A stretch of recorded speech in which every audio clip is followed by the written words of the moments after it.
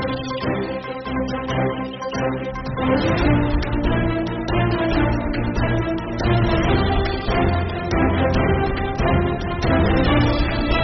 साहब, नामांकन बढ़ने जा रहे हैं, क्या कहना चाहेंगे आमेर की जनता को? आमेर के लिए अब समग्र विकास के लिए हम लोगों ने कमर कस ली है। सरकार आएगी, सरकार में हमारी भागीदारी होगी और आमेर के जो बुनियादी विकास का जो मसला अभी तक अधूरा है उसको पूरा करेंगे। आप 10 साल से आमेर की राजनीति में हैं, विधानसभा में आप एमएलए रहे हैं आमेर से, तो किस तरह का क्या विकास किया लास्ट 5 साल?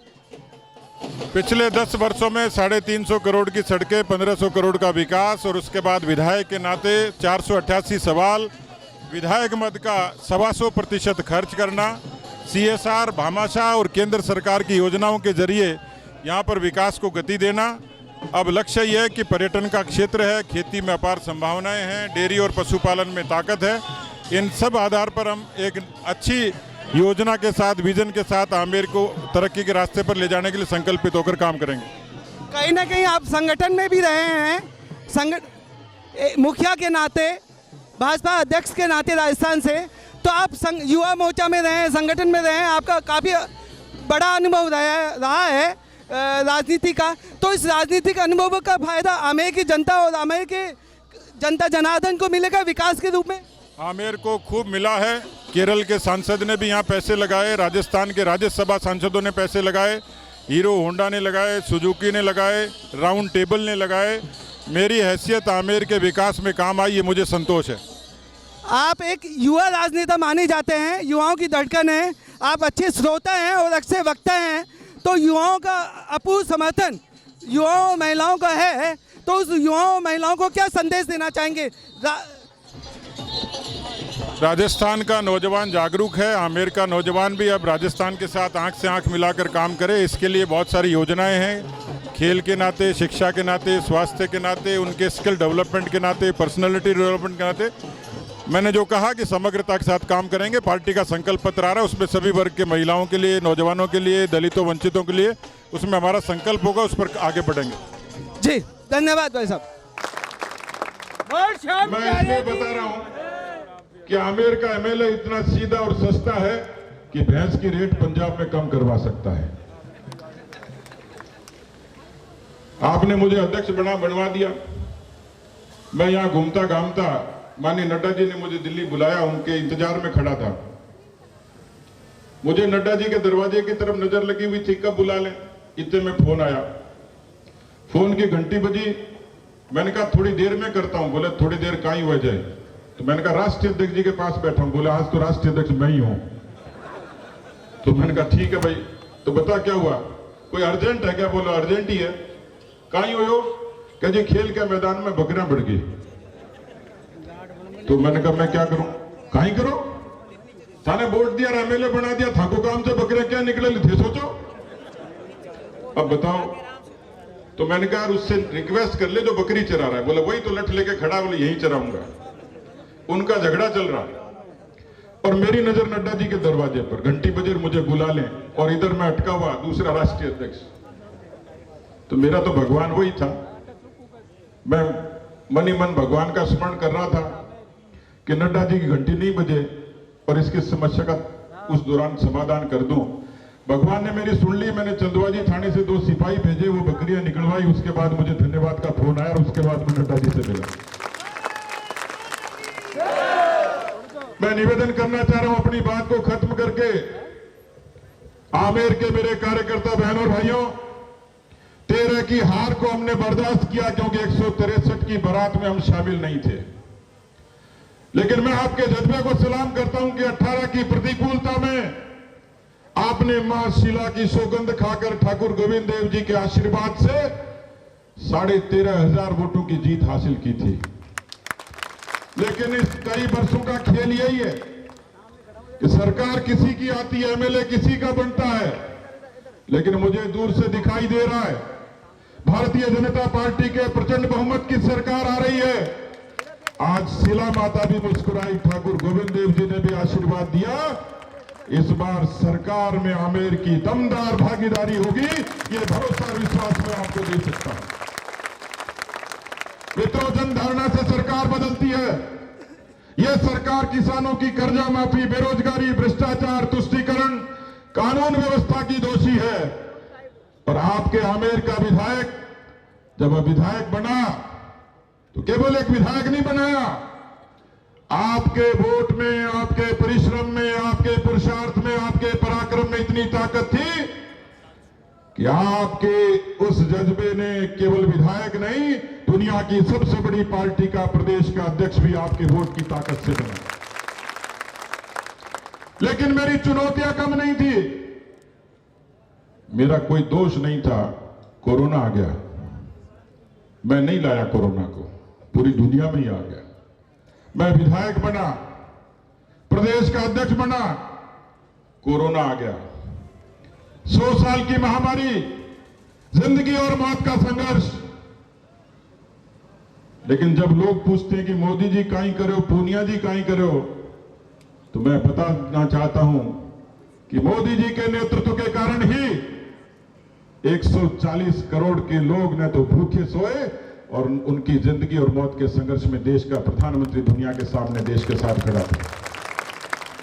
और उन्हीं की प्रेरणा से आपका ये भाई और आपका बेटा, जब दिल्ली के नेता आदेश देते थे कि सेवा करो, सहयोग करो, उस समय राजस्थान की और आमेर की जनता के साथ जब खिड़की और दरवाजे बंद होते थे, सड़कें सूनी होती थी, तो आपका विधायक और आपका भाई और बेटा किसी सब सेंटर पर नर्सों को संभालता था, पीएचसी और सीएचसी में डॉक्टरों का हौसला बुलंद करता था और सहयोग किचन के जरिए गरीबों के आंसू पोंछने का काम और उनके कंठ तक निवाला देने का काम आपका विधायक करता था। और उसकी परिणति क्या हुई? मैं रिकॉर्ड बनाने में माहिर हूं। दुनिया में कोई नेता ऐसा नहीं होगा जिसको 3 बार कोरोना हुआ।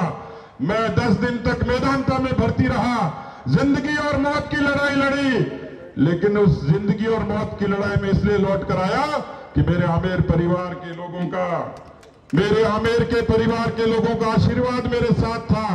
और इसलिए मैंने कहा था कि कैसी भी परिस्थिति होगी, मैं आमेर की जिंदगी भर सेवा करूंगा, जब तक जीऊंगा तब तक करूंगा। इसलिए मैंने कहा था मेरा रिश्ता जिंदगी के साथ भी और जिंदगी के बाद भी है। इसलिए मैं अपनी बात को खत्म करना चाहता हूं।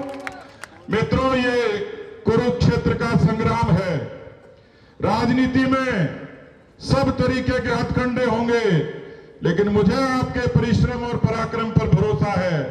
आपने 18 में जातिवाद को ठोकर मारी थी, पार्टियों को ठोकर मारी थी, व्यक्तियों को ठोकर मारी थी। ये चुनाव सतीश पूनिया का चुनाव नहीं है, ये आमेर के भाग्य का चुनाव है, आमेर के भरोसे का चुनाव है, आमेर की तरक्की का चुनाव है। आप सबको सौगंध है आज के बाद, आप सब लोग अपने अपने बूथ पर ऐसा पराक्रम करेंगे, इतना परिश्रम करेंगे कि इस बार आमेर का फूल, कमल का फूल पूरे इज्जत और स्वाभिमान के साथ प्रचंड बहुमत के साथ खिले। और मैं आपको निवेदन करना चाह रहा हूं, आपने मेरा काम देखा 10 वर्षों से, पूत के पैर पालने में दिख जाते हैं, लेकिन मैंने निरपेक्ष तरीके से जिंदगी को दांव पर लगाकर भी यदि प्रदेश का अध्यक्ष भी बना था तो आमेर का मान और गौरव ही बढ़ाया था। और इसलिए मैं आपको निवेदन करना चाह रहा हूं कि हम सबको मिलकर आमेर की तरक्की और भाईचारे के लिए काम करना है।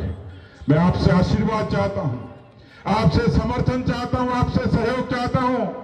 आप केवल एक दिन दीजिए, सुबह 7 बजे से शाम को 6 बजे का समय, बूथ पर आपका पराक्रम केवल मेरा नहीं, पार्टी का नहीं, आमेर के दलित, वंचित और पिछड़ों का, आमेर के नौजवानों का, आमेर की मातृशक्ति का भविष्य तय करेगा। और आप मुझे आजमा लीजिएगा, अभी तो मैंने पसीना दिया है, यदि मेरे खून से भी यदि सींच कर आमेर का भला होता होगा, सतीश पूनिया पीछे नहीं हटेगा।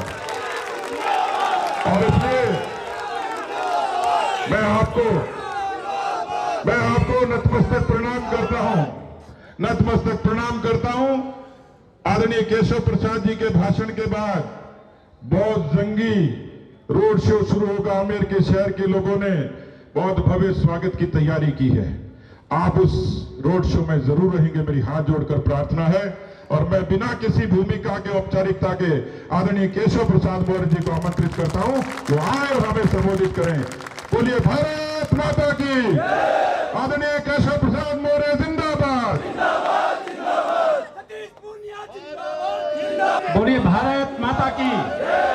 दोनों हाथ ऊपर उठा करके जोर से बोलना है, बोलिए भारत माता की, मां शीला देवी की।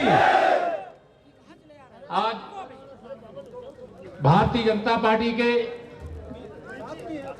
आमेर विधानसभा से लोकप्रिय प्रत्याशी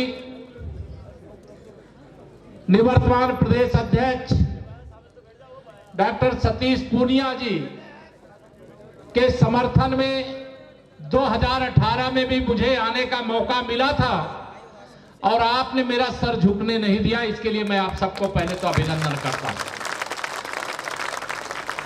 2018 में भारतीय जनता पार्टी की सरकार नहीं बन पाई, लेकिन 2023 में भारतीय जनता पार्टी की सरकार बनने जा रही है, प्रचंड बहुमत से बनने जा रही है।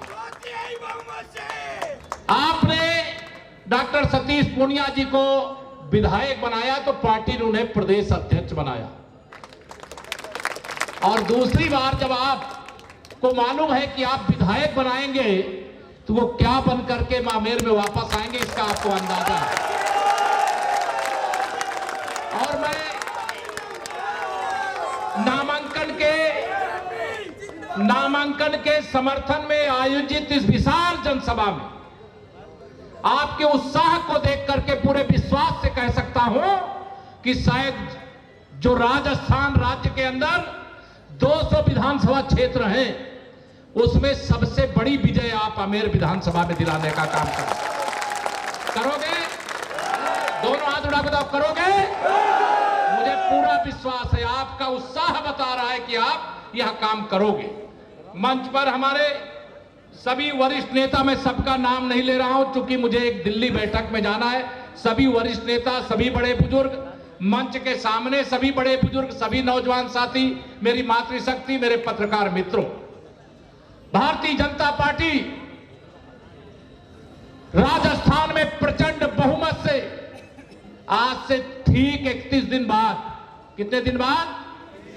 31 दिन बाद, जब 3 दिसंबर को वोटों की गिनती होगी, तो मैं ही नहीं बोल रहा मेरे साथियों, राजस्थान की एक एक जनता बोल रही है। गरीब बोल रहा है, किसान बोल रहा है, मजदूर बोल रहा है, पिछड़ा वर्ग बोल रहा है, अगड़ा वर्ग बोल रहा है, अनुसूचित वर्ग बोल रहा है, अनुसूचित जनजाति वर्ग, सभी वर्गों की एक ही आवाज है, राजस्थान में भाजपा सरकार चाहिए। चाहिए कि नहीं चाहिए? तो भाजपा सरकार के लिए आप सबको मैं भरोसा, मैं उत्तर प्रदेश से आया हूं, उत्तर प्रदेश में भी भारतीय जनता पार्टी की सरकार है। उत्तर प्रदेश की कानून व्यवस्था चुस्त और दुरुस्त है। विकास की गंगा तीव्र गति से बह रही है। भ्रष्टाचार करने वाले, अपराध करने वाले कठोर से कठोर सजा प्राप्त कर रहे हैं। श्री राम जन्मभूमि पर भव्य मंदिर निर्माण में राजस्थान का योगदान कम नहीं है। अयोध्या में रामलला की जन्मभूमि है। भव्य मंदिर निर्माण का कार्य लगभग पूरा हो रहा है। यह विरोधी हमसे कहा करते थे कि भाजपा वालों आप बताओ, रामलला हम आएंगे, मंदिर वही बनाएंगे, लेकिन तारीख नहीं बताएंगे। बता रहा हूं, आमेर की धरती से 22 जनवरी को भारत के प्रधानमंत्री माननीय नरेंद्र मोदी जी रामलला के नूतन विग्रह का जो प्राण प्रतिष्ठा का कार्यक्रम भव्य और दिव्य राम मंदिर में होने जा रहा है, वहां करने के लिए आ रहे हैं। अब ये कह रहे हैं हमको निमंत्रण नहीं मिल रहा, ये कह रहे हैं विरोध कांग्रेसी कह रहे हैं कि हमको निमंत्रण नहीं मिल रहा है वहां आने का। ये भगवान राम को काल्पनिक बताते थे। आपको याद है कि नहीं, उत्तर प्रदेश में उस समय बाबूजी कल्याण सिंह जी की अगुवाई में सरकार थी। 6 दिसंबर 92 को जब ढांचा ढहा था, उसके बाद केवल बाबूजी कल्याण सिंह जी की सरकार बर्खास्त नहीं की गई थी, राजस्थान की बाबूजी भैरव सिंह शेखावत जी की सरकार भी बर्खास्त की गई थी। याद है कि नहीं याद है आपको? 4 सरकारें। और अगर आज रामलला का भव्य मंदिर बन रहा है तो राजस्थान का योगदान भी उतना ही है जितना उत्तर प्रदेश का। मैं आप सब लोगों से कहना चाहता हूं, राजस्थान तो पूरा भाजपामय है। देश में 2014 में माननीय नरेंद्र मोदी जी के नेतृत्व में जो हमारी सरकार बनी, हम उत्तर प्रदेश में 80 में से केवल 73 सीटें जिता पाए थे लोकसभा की। लेकिन मैं राजस्थान को प्रणाम करता हूं, आपकी 25 सीटें थी और 25 की 25 जिता के देने का काम किया। और इस बार आपको यह कह करके जा रहा हूं, क्योंकि यह केवल 2023 का लोक विधानसभा चुनाव केवल राजस्थान में सरकार बनाने से रुकने वाला नहीं है। यहां सरकार बनाने के बाद तीसरी बार मोदी सरकार बनाना है। और तीसरी बार मोदी सरकार बनाने के लिए मैं आपको एक वादा जरूर करके जा रहा हूं।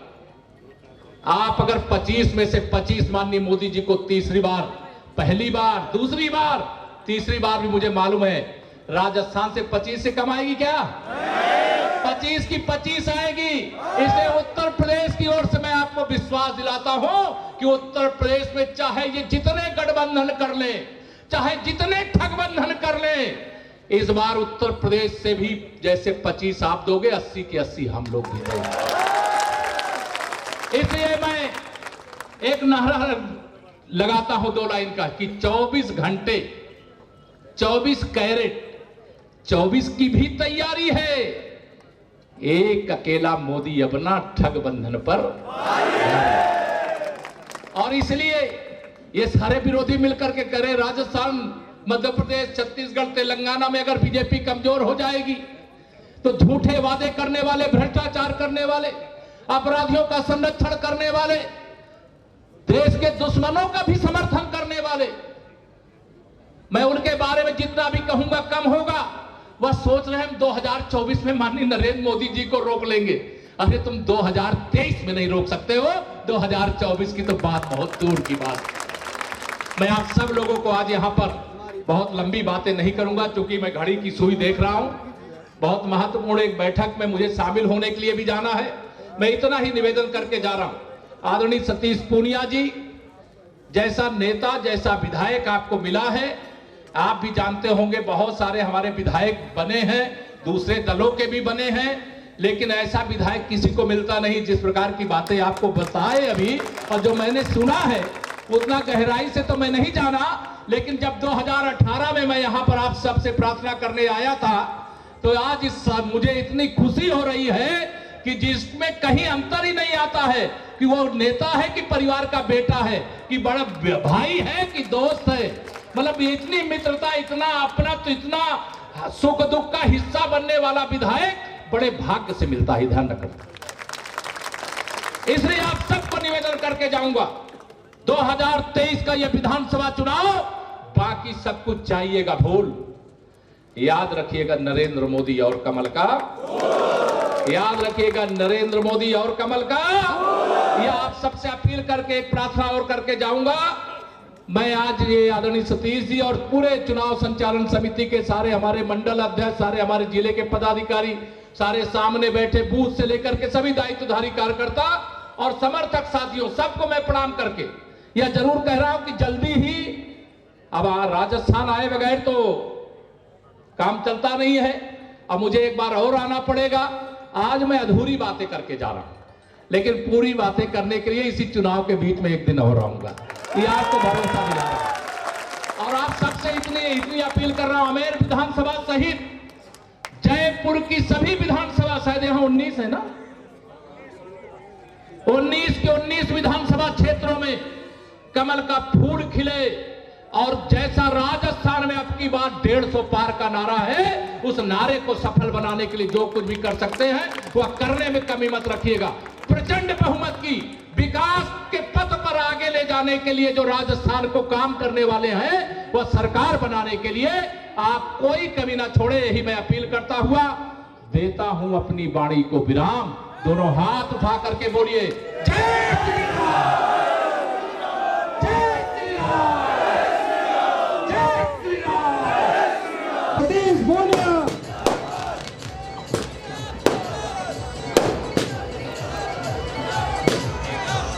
आमेर जिंदाबाद, हमारा आमेर जिंदाबाद, राजस्थान जिंदाबाद, हिंदुस्तान जिंदाबाद। मित्रों, बहुत बहुत धन्यवाद हमारे सभी 36 कौम के लोगों का, जिन्होंने आज दुनिया के नक्शे में लाइव आमेर की 36 कौम की ताकत देख ली और खिलते हुए कमल की रंगत देख ली। इसके लिए आप सब लोगों का बहुत बहुत धन्यवाद। जिस तरीके से दुनिया का तीसरा पर्यटक आमेर में कदम रखता है और वो आमेर के पुरातन इतिहास को देखता है, हम आमेर का एक नया इतिहास लिखेंगे। आप लोगों के परिश्रम और पुरुषार्थ से इस बार भारतीय जनता पार्टी का कमल 4 गुना ताकत से खिलेगा, 50,000 ज्यादा की ताकत से जीतेंगे। और मैं नतमस्तक हूं आपके इस प्रेम के लिए, प्यार के लिए। अभी ये कह रहे थे कि ये लोग नारे लगा रहे हैं, I love you Satish Poonia. तो बोले नारे क्यों लगा रहे हैं? मैंने कहा घरवाली को तो ऐतराज होगा, पर कार्यकर्ताओं को समझाऊंगा। लेकिन ये नारा राजनीतिक नारा नहीं है। आमेर के 8 साल से लेकर 80 साल तक के बुजुर्गों का, माताओं बहनों का अपने बेटे और भाई के लिए प्यार है। और इस प्यार के लिए केवल पसीना नहीं, जिस दिन खून मांगोगे आमेर को अपने खून से सींच कर तरक्की के रास्ते पर ले जाऊंगा। आपका ये प्यार इसी तरीके से बना रहे। अब तो सिर्फ एक ही लक्ष्य है, अपने बूथ पर पुरुषार्थ करना, पराक्रम करना, अपने बूथ पर कमल खिलाना। आपने आशीर्वाद दिया था 2018 में, केवल विधायक नहीं बनाया, आपने दुनिया की सबसे बड़ी पार्टी का अध्यक्ष भी आपके ताकत से बना था।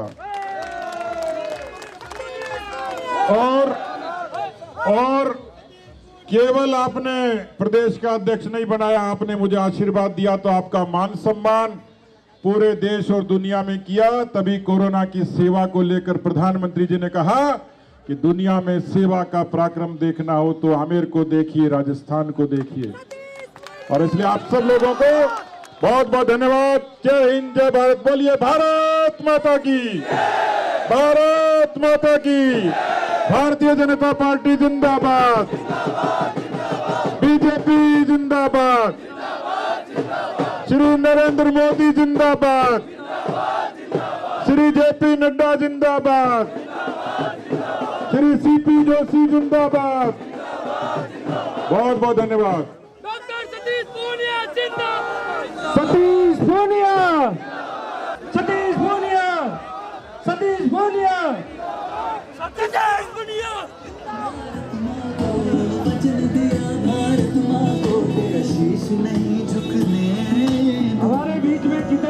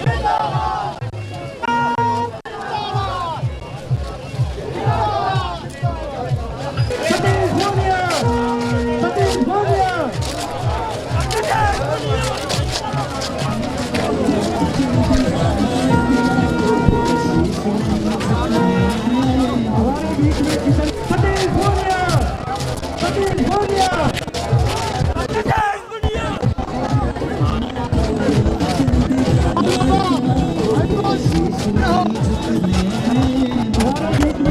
सतीश बोलिया, सतीश बोलिया।